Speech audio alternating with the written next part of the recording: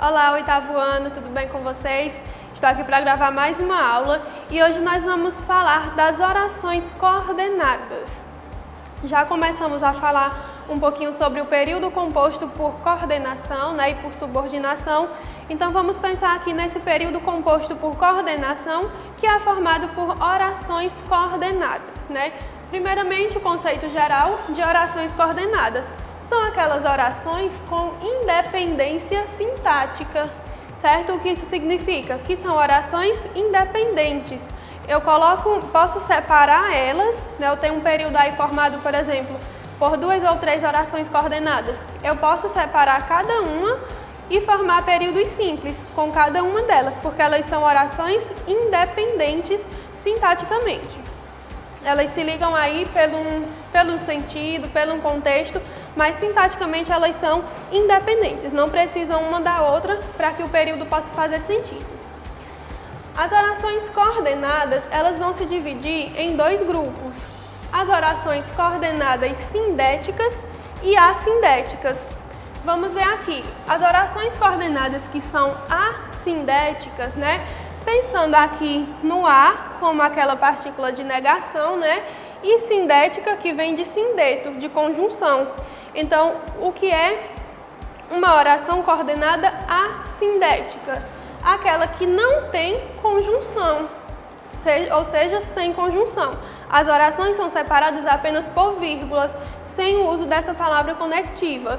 Então, se eu digo assim, coloquei aqui um trecho para vocês de uma música de Pitty. Pare, pense, fale, compre e beba. Certo? Então, cada vírgula dessa separa uma oração, que são orações coordenadas, porque não precisa uma da outra para fazer sentido, e eu vou dizer que são assindéticas, porque não tem conjunção. Então, pare, pense, fale, são orações coordenadas assindéticas, não tem nenhuma conjunção. Agora, compre e beba, eu já tenho uso de uma conjunção aqui, então se tem conjunção já vai ser sindética, como nós vamos ver aqui.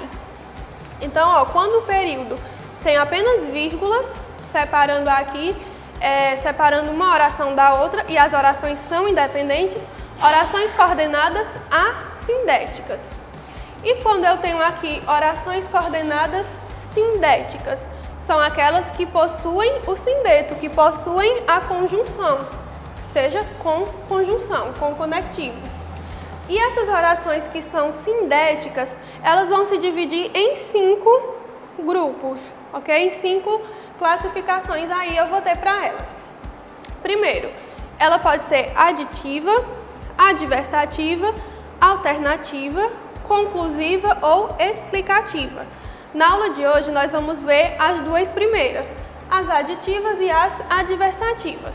Quando é que uma oração é coordenada sindética aditiva?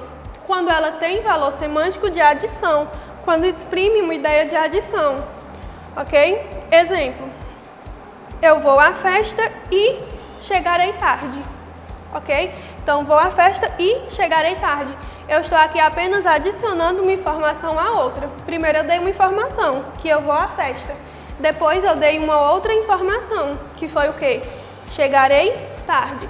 Percebam, a característica das orações coordenadas, que se eu separar, eu posso simplesmente dizer, eu vou à festa, ponto final, um período simples. E eu posso dizer, chegarei tarde, ponto final, um outro período simples, que já vai ter sentido completo, sem precisar de mais nada, ok? Então, juntando aqui, eu vou dizer que eu vou à festa e a conjunção aditiva, chegarei tarde, minha segunda oração. Então, uma oração coordenada sindética aditiva, que expressa um valor de adição. Segunda classificação, oração coordenada sindética adversativa. O que é que exprime as orações adversativas? Elas exprimem uma ideia de oposição, que eu costumo falar que é a quebra de expectativa, certo? O que é essa quebra de expectativa?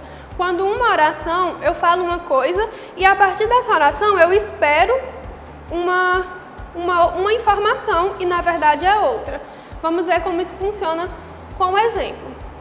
Se eu digo assim, comi muito, Os exemplos têm tudo a ver com a professora, viu? Comi muito. Quando eu digo que comi muito, o que é que a pessoa que está ouvindo isso vai esperar? Qual é a expectativa? De que eu tenha saciado a minha fome. Quando eu digo assim, mas ainda estou com fome, houve o quê? Uma quebra na expectativa da pessoa que estava ouvindo. O que se espera quando a pessoa come muito? Que não sinta mais fome. Mas quando eu digo comi muito, mas ainda estou com fome, eu tenho duas orações que têm um valor de oposição, como se uma oração fosse oposta à outra. E o mais é a minha conjunção adversativa, certo? Conjunção adversativa que vai ligar essas duas orações. Então, a conjunção, pessoal, tem sempre que estar de acordo com o que a oração quer passar, certo? Por quê? Porque se eu coloco cada conjunção, como nós já estudamos as conjunções, possui o seu valor semântico. O mais, por exemplo, tem valor semântico de oposição, por isso ela se encaixa bem nesse período. Uma outra conjunção que expressa valor de oposição, o porém. Se eu substituir aqui o mais pelo porém, vai fazer o mesmo sentido. A oração continua tendo o mesmo sentido. Agora, se eu coloco a conjunção porque, se eu digo comi muito porque ainda estou com fome, vai ficar estranho, né? Não vai ficar bem. Por quê? Porque o porquê expressa um valor semântico de explicação. E nessa oração nós temos duas orações com sentidos opostos. Então, a relação de sentido é de oposição. Então, a conjunção tem que estar adequada com o sentido da frase, né? Então, se a oração é uma oração aditiva, eu tenho que colocar uma conjunção que expressa a adição. Se a oração é uma adversativa, eu tenho que colocar uma conjunção que indica oposição, tá bom? Então, espero que vocês tenham entendido o nosso conteúdo de hoje. Qualquer dúvida é só anotar no caderno e me perguntar nas nossas aulas online, tá bom? Que vamos esclarecer todas as dúvidas. Um grande beijo para vocês. Tchau e até a nossa próxima aula.